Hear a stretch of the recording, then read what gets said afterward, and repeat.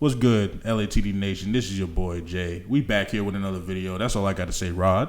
All right, what's good, y'all? Rodney, aka RG from the 843, and today we are here to discuss Kingdom of the Planet of the Apes. Yes, sir. The long-awaited sequel to War for the Planet of the Apes, which was released in 2017. So, 7-year-long wait.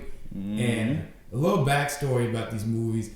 I personally think, especially going back and rewatching them before this movie, I would say that these movies are actually very underrated. Probably the most. Oh, yeah. One of, if not the most underrated trilogy of the 2010s. From Rise to Dawn to War. Just seeing the progression of Caesar and his story and everything, how it just details and chronicles his whole life. I would say that it was very well told, very well written, very, very well acted. Oh, yeah. Very, very well acted. Yeah. Because how the whole trilogy essentially starts out, you have Caesar, but you also have James Franco. Is that James or Dave? James. All right, so you got James Franco playing in Rise of the Planet of the Apes. He's playing a scientist who's trying to cure his dad's Alzheimer. Yeah. Yeah, Alzheimer. Yeah. Yeah. And essentially, it ends up going good until it doesn't. Yeah. Because some different side effect. Essentially, it made the apes smarter, like Caesar. Yeah. It made them smarter, more intelligent. To the point to where they'll be able to eventually speak, and we'll get to that in a second. And after that, an unforeseen side effect ended up making his dad's brain, or every other human that comes in contact with it, makes them less intelligent. You know, making them pretty much. It makes them regress, basically. Right. As the apes progress, the humans regress. Yes. Thank you, sir. Man. And in Dawn of the Planet of the Apes, that's when Caesar's starting to really come into his own as like a leader. That's about 10 years after the events of Rise of the Planet of the Apes. Yes, sir. And then, was that the one with Koba in it? Yeah. So Koba was in the first one, too. I think he was. Yeah. Was he? I'm pretty sure he was. I could be wrong. It's been a while since I've seen Rise, but I rewatched Dawn and War. Right. So I'll say Koba. One thing, I'll say he's a very underrated villain. You know, he's very menacing and, very intimidating. And they really do a good job of getting the most out of him without having him say or do too much. Right. He's just a very sinister and menacing presence in the movie. And just the way that he, kind of orchestrates everything to pit humans and apes against each other when Caesar is trying to live in peace and harmony. Right. It's a very interesting and intriguing plot. Very Charles Xavier Magneto-like. Yes, I would say so. So in War for the Planet of the Apes pretty much involves apes versus humans. But then you got some of the apes out there that are pretty much helping the humans for some odd reason. Yeah. For some reason, probably varies. They're captured, don't have nowhere else to go, or just doesn't like Caesar's ways. And you have Woody Harrelson, who kills it in that movie.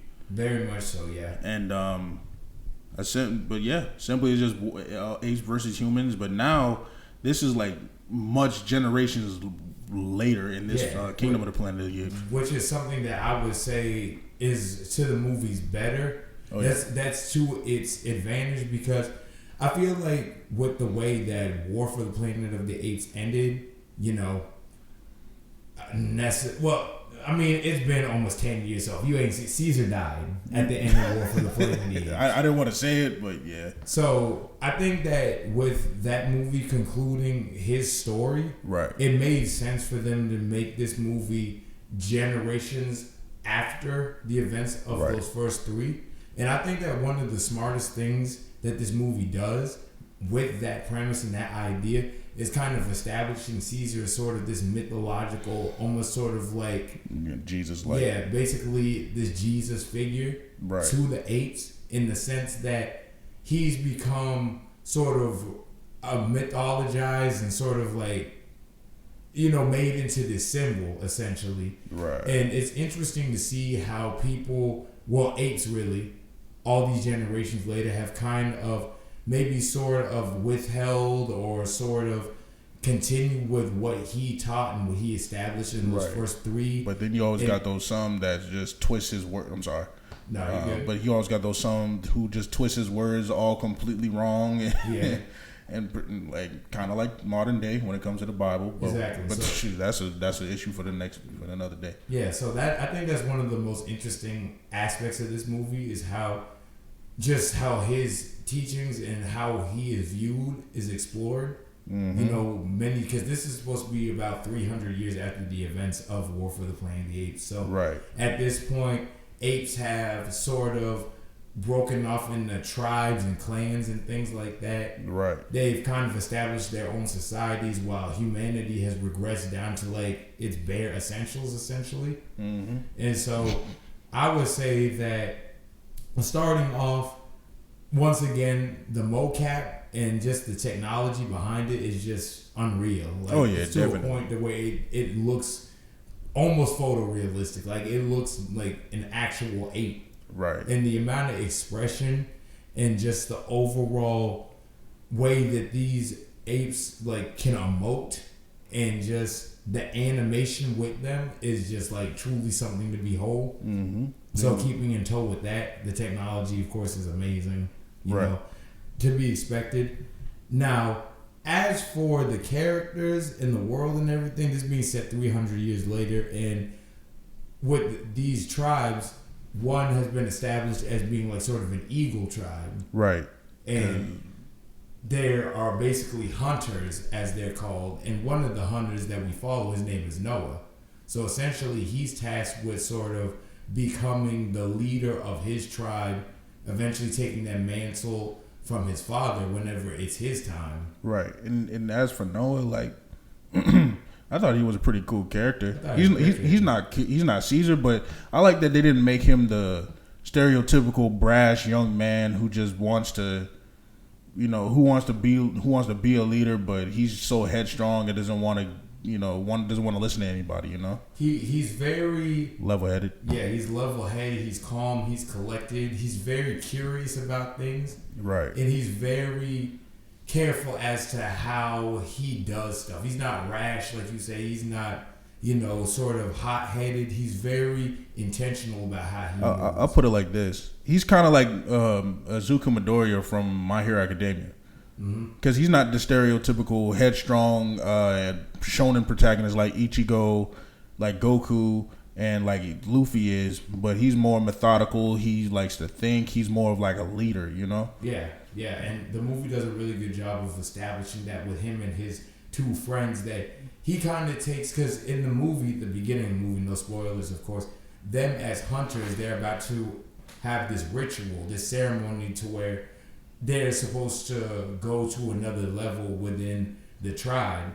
And Right. so at the beginning of the movie, they're climbing old ruins of like cities and stuff like that. And so they're trying to find eagle eggs Right. in a nest. So that they can essentially raise. Yeah. They'll become their own eagles. Yes, And exactly. another thing I like that in the story wise that they did with his character as well is that they didn't make him like the OP main character. You know what I'm saying? Yeah, he's very vulnerable throughout the movie. He goes Right. through a hero's journey of sorts. But yeah, with them embarking on this ritual and everything, the movie does a good job of establishing what kind of leadership qualities he has, Right. in the sense that while his two friends are afraid to climb to a certain height, he's willing to go that distance. He's willing to lead. Right. And he doesn't do it in a way that like he's trying to show off or seem like he's better than anybody. He does it in the sense of, oh, I want this and this is who I am. This is who I'm going to be. Mm-hmm. So- Exactly. It feels more organic. you Yeah, know? it feels very much organic and everything. And so I would say that Noah, as a main character, he has a lot of potential and he has a lot of, you know, it's very interesting to see where they're going to take him, because I feel like he's at the very beginning of his journey, of Right. course. Whereas we got to see Caesar evolve and kind of progress throughout his journey. And, you know, we see him in one place at the beginning and then him at one place at the end. So Right. it's going to be interesting to see how Noah's journey does and doesn't mirror Caesar's. Because I think that this movie is doing a good job of drawing parallels to him and Caesar, but not to the point where he's like a carbon copy. He's Right, not right, like, right. you know, a retread of Caesar. in the first 3 movies. Right. And so I agree. Yeah, I would say that, as far as Noah goes, it's a great character. But I also want to give, a special light to Proxima Caesar. Played by Kevin Durant. Yes. Who was also in Abigail. Yes. The movie that we also reviewed on the channel too. If you want to check that out, you know what I'm saying. It'll be tagged on the screen. Check it out. This is pretty good review. But yeah, played by Kevin Durant. Brilliantly, if you ask me. Oh, I agree. Like I wish. We'll say that for later. But I know I agree. Like when he shows up on screen, like the charisma he has, like in the trailer, how it says he says it's a wonderful day and stuff like that. I'm like I like this dude already. Man. Like, I ain't gonna lie, I've been quoting that ever since I seen it. Exactly. So it's like seeing him in this role. He's also a great character actor as well. Yeah. Like I said in the Abigail video, he also plays Fred Dukes, aka the Blob from X-Men Origins. Bad movie, but good actor in it too. Oh yeah, for sure, great actor, and he does a really, like you said, his charisma shines through. Right. Just the way he speaks. I really like his character because he's very. Would you say I would say he is a villain. He's definitely a villain. Oh yeah. But his motivations and what he's doing, what he's trying to do, you could argue it's understandable because of course no spoilers, but basically he's trying to learn more about the human world and about the era before their time. He's trying to kind of figure out who humans were. He wants access to human technology. Exactly. And just the way that he is just very curious and very, inquiring about the world that came before theirs is very interesting. He even has sort of a consort played by William H. Macy, who basically he reads books to him, like old human literature, history and things like that. He even says in the movie that his favorite thing to learn is history. Right, and he wants to evolve in different ways. Yeah. And that's what I appreciate about the character too. That there's a lot of depth to him. He's a lot like Koba in Dawn of the Planet of the Apes. He's a lot like Koba in that regard. I think he's more refined than Koba. You're right. Exactly. Appreciate it. Yeah. He's more refined. He's more, He's charismatic. He's charismatic. Oh yeah, because Koba was a blunt object from beginning to end. I would say the way that they are similar to each other is that both are ideal. Yeah, both are brutal and both are menacing, but the way in which that they sort of go on about how they do stuff is different. Right, exactly. I say Proximus is a lot more regal. He carries himself with a certain type of charisma. He knows how to talk. He knows how to speak. He uses speech as kind of a way to get people on his side, whereas Koba was just, like you said, brute force. Just do whatever, he rules or else. Yeah. Yeah, basically, because there's a scene in Dawn of the Planet of the Apes where it was Ash, I believe, Blue Eyes' best friend, where they have a human at their feet, and Koba is about to kill him with a pole, I guess you could say. Yeah, something like that. Yeah, something like that. But then right before he does it, he looks to Ash and he says, "Kill this human." And Ash is like, "Caesar wouldn't want this." He kind of does the sign language. Wasn't that Caesar's son, Ash? No. Blue Eyes is his son. Oh, okay. Blue Eyes is Caesar's son, and then his best friend is Ash. Yep. Yeah, so Ash is like, Caesar wouldn't want this.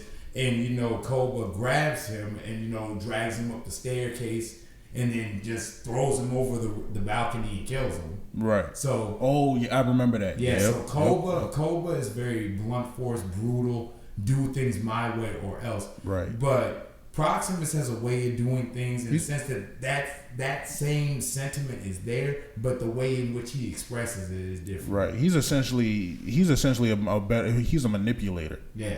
Because the thing is, he has. Well, I don't know if this is spoiled, but he has a bunch of apes doing his bidding. But the thing is, they love him. Yeah. They treat him like he's like a king. They treat him like a king. Yeah, Proximus Caesar. Yeah, and it's and that's one of my favorite parts about this movie. Yeah. And, it's just the fact to add to that, not to cut you off. One aspect of Proximus that I really did like was, his speech at the beginning where he's like, when he first comes out and he's first introduced, "What a wonderful day," like we said. Right. And then he also does the apes together strong, like Caesar did. So that's an example of him knowing how to twist Caesar's words and his teachings to benefit himself. Right. It really just flips it on his head. Yeah. And he's one of the examples how I mentioned earlier that you just twist Caesar's words and everything, because Caesar didn't want this. He wanted peace. Yeah. Koba wanted this. And to even call himself Caesar, that shows you what he thinks of himself. He doesn't just consider himself to be like the ruler of a particular clan of apes. He wants to be the ruler of apes, period. In the way Caesar was. Right. And going back to what you said about him having a point about like the humans, because in the humans in this movie, like I said, like we said, this is generations later. This is 300 years later. Right. So the humans are pretty much kind of, I won't say they're non-existent, but they're pretty much to the baser instincts. Yeah. Pretty much primal, pretty much back in the caveman times. Yes. But you got those few humans that are few and far in between that still have like their intelligence is still trying to find other humans because they still want to claim the world, even though they want to reclaim the world. They want to bring the world back to what it was. Exactly. And the thing is, a lot of the time, this is how I felt in the movie, a lot of the time, Caesar wasn't real. Proximus Caesar wasn't even really wrong about him. Like, he's a jerk. He's definitely not a good dude. But the thing is, well, dude at all. But he's definitely not a good guy. But a lot of what he says about the humans, and especially about Freya Allen's character, she plays May/Nova or whatever. Yeah. She the thing is with her, she has a lot more under the that she's not leading on to at more in the movie and everything, and that's why Proximus doesn't really doesn't trust her because he knows that there's humans out there that just want everything in that little vault that he's trying to get open. Yeah, he's aware of the fact that humans are basically, at any point they are ready to take back the world that they lost from them. Right. So Proximus is thinking that no, I want to forever rule the world. So in a lot of ways, Proximus thinks that he probably not only does he take the name Caesar because he wants that to mean something in the sense of in the eyes of the ape. I think he actually believes himself to be Caesar's natural predecessor, or not predecessor, his successor. Right, and yeah, like he was just like I said, he was just a really cool character. Great villain. There's a lot of great characters in this. Rocka's also a standout. Yep. Very much. Rocka's very much that Caesar-like character who just wants peace and really holds true to what Caesar actually said. Like he knows how to read. Well, I don't know if he knows how to read books or anything. But I think he does. It's implied. Yeah, but it's like he's very much Caesar's likes to carry out his ideals to a T. Yes, because he mentions played by I'm sorry, bro. No, you're good. Played by Peter Macon, by the way, Rocka. Yeah, because it's established in the movie that he's part of a clan of apes that have tasked themselves with spreading Caesar's ideals and keeping his name alive, and keeping his memory alive, and everything. Right. And so, honestly, I would say for me, if we're going by a lot of parallels, Proximus, I can see is kind of Koba-esque. Mm-hmm. I would say, because one thing about Koba in the movie, in Dawn of the Planet of the Apes, is that he did a really good job of twisting Caesar's ideals around too. Yep. Even when they fought and he was about to die, when he was hanging from that ledge and everything, and Koba's ape not kill other ape, kind of twisting Caesar's ideals back on him. Right, like you said, we don't do this. So. Yeah, and then also he was smart about how he sort of positioned himself as carrying on Caesar's memory, the same way that Proximus is doing that in this new movie. Right. And then you also could say that in the sense of being a leader and sort of being what apes need as far as sort of somebody to look to, Noah obviously is that equivalent in this movie. And I would say Rocka is the equivalent of Maurice. Yep. In the sense that he's kind of an advisor and he kind of has a way of filling Caesar in on certain things and kind of letting him know what needs to be done. Offering his words of wisdom and encouragement. I would say Rocka fills that role for Noah. Right, and in a way, it's like, And in a way, Rocket is kind of naive in that regard as well, because he wants peace and harmony so badly. No, I won't say it so badly, like, you know, but he wants he's to. Very trusting. Yeah, he's very trusting, and he has a lot of hope for the future. Appreciate you, bro. Yes, sir. And it's very much kind of plays to his detriment that he doesn't know yet, but. It's kind of like how people say when you just trust somebody too much, you know, and that being May's character. Not to give any spoilers or anything, but May's, like I said, May, like she's very like cold, very like kind of like calculated, and wants more than what she's leading on to in the movie.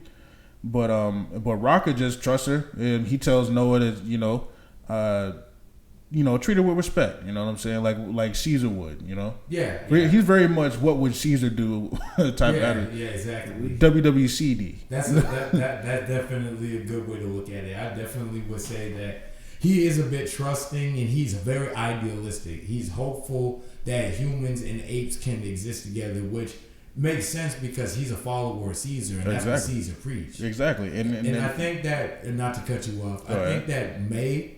And what they do with her character, of course, again, no spoilers, they're kind of setting it up to where it's going to be this, like, how are humans and apes going to exist in this world, you know? Right. Are humans going to rise back up and try to put apes back underneath their boot, or are they going to be able to live in peace? Because with Noah, it's kind of established that Noah doesn't necessarily have love for humans, but he's willing to at least try to establish some sort of coexisting sort of reality with them. Right. He wants to see, y'all go y'all way, we go our way, as long as there's no sort of like bad blood or anything. Mm-hmm. We don't mind y'all. Exactly. You don't cross this line, we don't retaliate. Yeah, exactly. So and I agree. In my honest opinion, I kind of wanted it to be like just the apes, to be honest, because I feel like there's more depth there. There's more there's more story to tell there. Because I figured like going into this movie that after War of the Planet of the Apes, like the humans were still there, but I figured that they would just be afterthoughts. You know what I'm saying? Just like the apes were.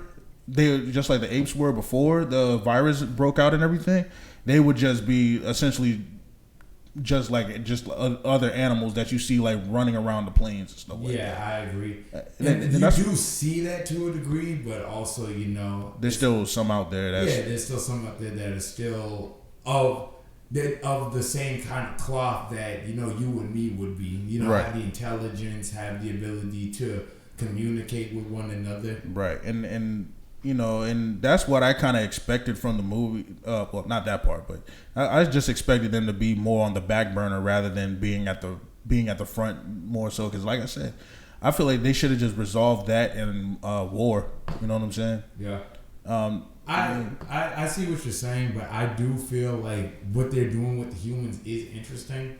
Yeah, to a degree. To see, because as much as because I feel like when it comes to these movies, humanity is still an essential part of the story and the just the overall lore of it. Because I feel like with this movie, especially with apes being at the top of the food chain, what it's kind of doing is it's kind of showing that apes aren't too much different from humans in the sense that they fight with each other. They don't see eye to eye on everything. Right. They're very territorial. They're violent. A lot of the tendencies that humanity showed in the first few movies, as far as like them sort of being the villains, we're kind of starting to see that kind of come back in the apes. Right. So that's an interesting thing where you're seeing that as the humans become more and more ape-like, the apes become more human. Right. So it's just seeing how that cycle kind of repeats is a very interesting thing, and I don't think that could be told as well without there being a human element to the. I feel that to the franchise. Yeah, I feel you there. I'm just, I just feel like if it started with the apes, like if it ended like with the apes how it was in War, I just felt like I feel like they should just keep carrying that on. But I get it, just carry on with the apes, like this being the ape story, not the human anymore. Like, oh no, it's definitely still the ape story. It's more the ape story than ever. Right, yeah, and I wanted to kind of stay like that. Because in my opinion, the apes really are the majority of this movie. I feel like the humans are more in the background in this movie than they were in the previous three for sure. Right, but I will say this. Like, because Freya Allen's character, like May, she kind of like I'm gonna be real. She didn't really need to be there for this movie to be as good as it is. In my honest opinion, like at first I thought that. Yeah. But as the story went on, like I get it, but I kind of feel like they kind of shoehorned in her like plot later down the line. You know what I'm saying? I can see that. Because it's like in the beginning, she's just essentially what you think the humans are now in the movie now. Yeah. She's just, just somebody stealing, just doesn't say anything, animalistic, this, that, and the third. And I kind of wish they just would have kept her like that, to be honest. Mm-hmm. Because, no offense to Freya Allen, but her performance in this movie, I didn't care for it. Like I said, it was just very, very, very emotionless, no type of energy to what she was saying. It was like very bored and everything. And I don't think they set her character up to be like that bored type of character. Very bland, very just no seasoning like the food. I wouldn't say bland. I would say emotionless because that's her. I think that might have been the intention because it's like she's hardened by the world and everything. I could be wrong, but I think that the intention was there because I wouldn't expect her to be very jokey and animated. Right, of course, but at least more personality, I guess you could say that, but I think also, it's kind of like how she's raised, how she has been brought up in the world. Right. She's not going to be the most expressive person. She can be hardened just because of like how she's grown up in the world that she's experienced. So. Right, but the thing is, at least from my point of view, you didn't even see any like bouts of anger from her or nothing like that when she's being like forceful and telling Noah, hey, you guys can't do that, blah blah. There's no type of anger. There's like nothing there. You know what I'm saying? Okay. Like it's very unseasoned, like the food, like I said. But it's like I don't think you heard me the first time. But no, I did. But no, it just wasn't funny. I got you. But no, Freya, that's just in my personal opinion. Mm-hmm. Another thing that this movie does kind of suffer in, all the characters that are interesting in it. I think I know what you're gonna say. Yeah. All of the characters, and this actually was one of my nitpicks. This is probably my biggest nitpick with this movie is that all of the most interesting ideas and characters that are introduced don't really get fleshed out as much as they should. Thank you. And like I said, it's really just because of May, like the storyline that they have with May and Nova, in my honest opinion. Yeah. In my honest opinion. Not hating on the actress or anything like that. She's a great actress. She was in the Witcher series. She was in Baghead. She was in Gunpowder Milkshake. I didn't watch that. But, I'm sure she's a great actress. It's just... Yeah, she's definitely a capable actress. It's just that everything that they were bringing to the table, I feel like they should have fleshed out more of like the ideas that they set up in this movie instead of just focusing on her and the human part. That's why. Okay, I got you. Because there's a lot of lore within this movie that is yet to be explored. Because with the first three movies, ape society and just everything that was going on and it was developing. It was a collapse of one world that we already know. I mean, it's just regular human society. Right. And the beginning of this ape society we see in Dawn of the Planet of the Apes, but obviously it still exists in the context of the human world as far as like the human world obviously has fallen, but old human ideals and old human like people who remember what the world was before trying to reestablish it is still very much a presence in that movie and in War. So with this movie, like I said, one of the greatest advantages this movie has is that it's kind of a reset. It kind of establishes its own potential lore, its own potential sort of like mythology, its own sort of like beliefs, ideals, worldview. Because Caesar's story is over. Yeah. So that's why you get something like a Proximus Caesar, right? And who exists in a world purely after everything that happened. So he has no recollection of what society was, what the world was. So he's a product of his time. Right. That's the biggest thing I like about this movie is that every character in it is a product of their time. Yep. They're a product of the world that they've grown up in. They don't know anything of the world that we saw. Right. So I like it's that interesting too. I agree. seeing how they interpret things that we knew to be true in the first three movies, like the ideals that Caesar taught, the way that he led. It's interesting to see these characters who have no sort of real text or anything, just kind of, it's this he said, she said sort of thing. Like, this is what Caesar said, this is the way Caesar would have wanted it. But then you got this other person who has less than altruistic intentions. He's trying to mold it and use it to benefit himself. Oh, yeah, definitely. Like we said, or essentially like Jesus.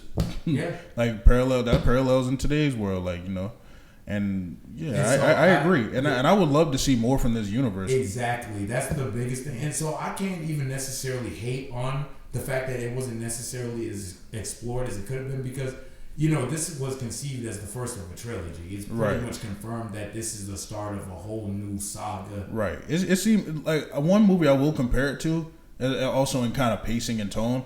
It's a lot like Dune Part 1. Like, there's definitely more we're going to see from this world. You just got to be patient. Oh, most definitely. And it's a strong start. Oh yeah, it definitely is. And it was a little bit boring every now and again. Like, the middle kind of does drag a little bit, in my personal opinion. But other than that, it's still a great movie. Still with great action, great direction. Oh yeah, great action. Beautiful imagery, beautiful CGI in it and everything. Lion King, Disney, take notes. From when y'all drop Mufasa, man, the movie done by this point. I don't know, but I just didn't. It's a great all around movie. Like I said, the story was kind of okay to me, but I love the character. I agree. It did do what it needed to do, but the characters I love, the performances I love, the visuals I loved, and I would love to see. I can't wait to see more from this movie. Yeah, exactly. I can't wait to see where they take this. I can't wait to see where they take these characters, where they take this lore, this story. Yep. This just has a lot of potential to be great. Oh yeah, most definitely. And when I was compared it to Dune Part 1, if the second movie is anything like I hope the second movie is comparable to Dune Part 2. Because you already know that movie was a flawless victory. It took everything that made the first one great as far as establishing those characters and those. Because I think that both these movies, Kingdom of the Planet of the Apes and Dune Part 1, they kind of have that task of just kind of setting up the world. You got to set it up. Yep. So you're going to have a lot of slow moments. You're going to have a lot of exposition. You're going to have a lot of very slow moments because they're trying to build up the world. Right. But now that that's all established and that's out of the way, the second one can just go ahead and get straight to the point, get straight to the action, get straight to the things that we want to see. Yep. So I think that this second movie, especially if it follows the trend of the original trilogy, I do think the second one is going to be an improvement. The way Dawn of the Planet of the Apes was an improvement over Rise, I think that whichever this one's going to be called is going to be an improvement over this one. Right. I agree. I 100% agree. Like I said. So it's like, just give it time. Oh yeah, definitely. Just give it time. Those are just my thoughts on it. Oh yeah, but no, like I said, I can't wait to see more. It does a good job setting up the world, Yeah, I would say it's one of my favorite movies of the year. Most definitely. Most definitely. But that ain't really saying. No, that ain't really saying a lot because 2024 has been kind of. Movies have been kind of BS, but this one is definitely a standout amongst all of them. And for sure, especially for a blockbuster. Right. Definitely. Oh yeah, definitely. Like I 100% agree. Yeah, most certainly. So I just, in closing for me, I just can't wait for more. I agree. They're off to a strong start. They have a lot of potential. Mm-hmm. I think in time it could even be just as good as the first trilogy. Oh yeah. If you ask me. Yeah, they just got to keep putting all that love and care that they did in those and also in this one. Yeah. But yeah, what would you give it? I would give it. I give it a low heat. Me personally. Yeah, I give it a low. I would. So that translates to me personally. I would give about a 7.5 to an 8. Yeah. I give it a high smooth. I'll give it it's high smooth for me. Yeah. High smooth. But yeah, and then on the number scale, it's an 8. It's an 8 for me. I would agree. I had a great time with this movie. Well, maybe not 8, 7.9. Okay. Yeah, like a 7.9. But other than that, yeah. Okay, yeah. Yeah, no. I'm good, man. I don't have anything else to say. Like I said, I look forward to more. Yeah, most definitely. They did their thing with this, man. Definitely. They cooked with this one. Oh, definitely. Disney, take notes, please. Golly. But, yeah, I've been Jay. This has been Rodney. And we are LATD. Tomorrow, stay tuned, man. Around 3 o'clock, the video drops. You feel me? So, like I said, man, I've been Jay. This has been Rodney. And we're LATD. Y'all boy be safe now. Peace.